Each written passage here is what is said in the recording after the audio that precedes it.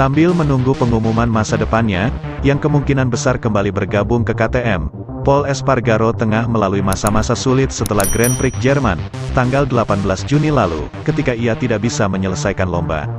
Pada hari Jumat di sirkuit Sachsenring, pembalap kebangsaan Spanyol itu mengalami 2 kecelakaan, yang kedua sangat serius di mana menyebabkannya menderita hantaman hebat pada tulang rusuknya. Meskipun memutuskan tetap tampil pada balapan Minggu, Espargaro tidak mampu melewati garis finish dan kembali ke garasi, 8 lap sebelum perlombaan berakhir. Ia tidak kuat lagi menahan rasa sakit. Sang rider telah menjalani proses pemulihan intensif beberapa hari terakhir. Kendati begitu, pada sesi latihan GP Belanda Jumat kemarin, tidak memungkinkan untuk memastikan apakah ia mampu mengikuti race Minggu, tanggal 26 Juni tahun 2022. Untuk mengendarai motor ini, RC213V, Anda harus sempurna dan sekarang saya tidak. Dalam kondisi itu, tubuh saya sudah mengatakan cukup, sulit bagi saya untuk bernapas.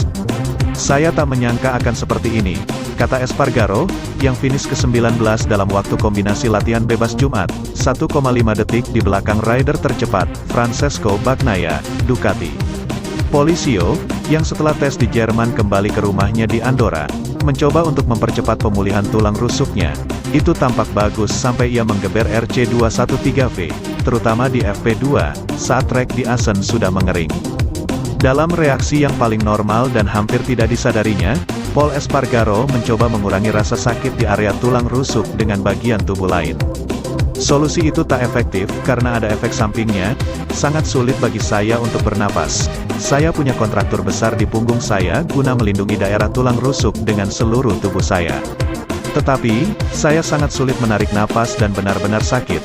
Ia menuturkan, saya berharap, dengan sedikit obat penghilang rasa sakit, besok, Sabtu, kondisi saya bisa sedikit lebih baik, lanjut pemilik nomor 44, yang berniat turun lagi ke trek hari ini, meski tak akan ambil risiko yang membahayakan kesehatannya. Ada jeda panjang setelah balapan ini, 5 pekan, dan itu akan membantu saya, bagi saya, penting untuk berada di atas motor. Tetapi jika saya masih seperti ini, pada hari Sabtu, saya tidak tahu apakah saya akan dapat melakukannya. Bila saya kompetitif, dan itu dengan finish di 10 besar, saya akan turun. Jika saya melihat saya tidak bisa, maka saya akan memikirkan apa yang harus dilakukan. Tergantung pada bagaimana kondisi saya nanti. Sementara itu pembalap tim Suzuki X-Star, Alex Rins memberani diri untuk mengikuti sesi latihan bebas pertama dan kedua di MotoGP Belanda 2022. Namun, ia mengaku tak bisa tampil maksimal di sirkuit Assen, Belanda tersebut lantaran cederanya masih terasa sakit dan hal itu jelas mengganggunya.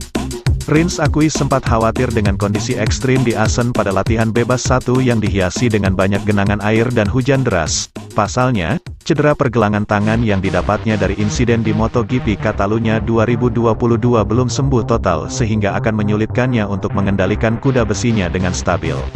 Akan tetapi, pembalap asal Spanyol itu bisa melewatinya dengan baik. Dia tetap bisa melaju kencang dan mengakhiri latihan bebas 1 di posisi ke-7. Pada sesi latihan bebas 2, trek sepanjang 4,54 km itu masih basah meski dengan cepat bisa mengering.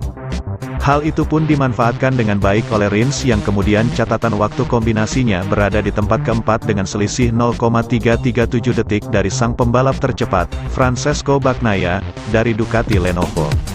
Hasil tersebut pun membuat Rins cukup puas, terlebih lagi, 2 sesi pertama di Assen berjalan dalam 2 kondisi berbeda sehingga membuatnya bisa beradaptasi untuk mempersiapkan balapan dengan baik. Hari ini cukup bagus dalam kondisi basah dan kering. Tadi pagi di FP1 saya merasa cukup riskan karena treknya banyak genangan air, dan cipratannya buruk. Kami memulai FP2 dalam kondisi basah juga, tetapi pada akhirnya trek mengering, yang terjadi dengan sangat cepat, kata Rins dilansir dari laman resmi Suzuki, Sabtu, tanggal 25 Juni tahun 2022. Kendati terlihat sudah sehat karena bisa melesat kencang dengan GSX RR-nya, ternyata pembalap berusia 26 tahun itu masih merasakan sakit pada pergelangan tangannya.